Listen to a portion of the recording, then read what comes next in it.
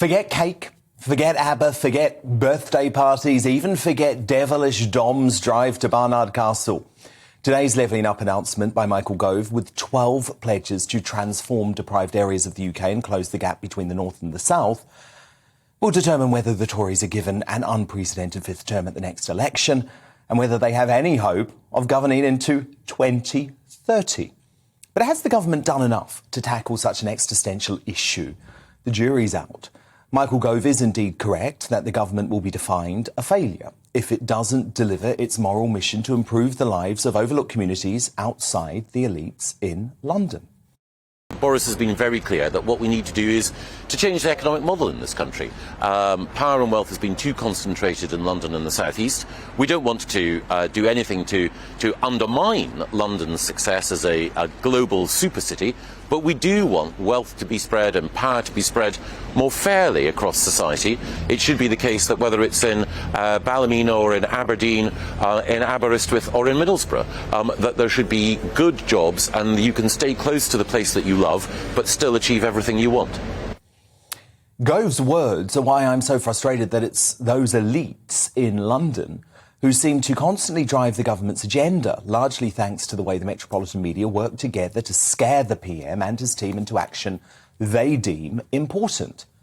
Would the police be investigating Partygate and much of the machinery of government currently be paralysed if BBC News, ITV News, Sky News and virtually every other broadcast outlet besides this one had decided that Partygate was the most important story in the country and should dominate the news agenda every day for the past 2 months?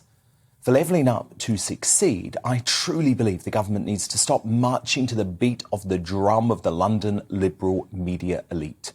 Many of the people dealing with the real struggles of post-pandemic life have switched off from traditional mainstream media outlets because they have rightly become so disillusioned with coverage that does not reflect the issues impacting them day to day.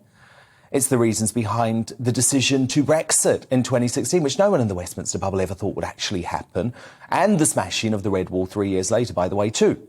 But the goal to level up was smashed to smithereens by the government's response to COVID-19 the past 2 years. Do you remember when cities like Manchester and Bolton were plunged into economy-destroying lockdowns for months longer than many southern areas? That damage is going to take a long time to fix. Now, metro mayors might sound great, but if you look at the disaster of Labour's failed Sadiq Khan, who is driving London into the ground, they may actually do more harm than good. In reality, there are probably not enough specifics announced today, but I do have a lot of respect for the principles.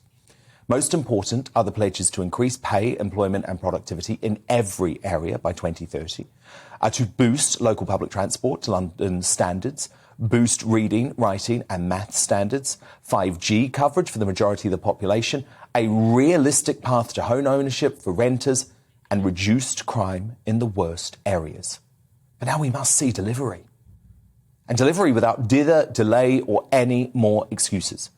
Boris must ignore the London left-wing media and put his government's internal problems to one side in order to provide a laser focus on ensuring his highly ambitious Levelling Up agenda is a success.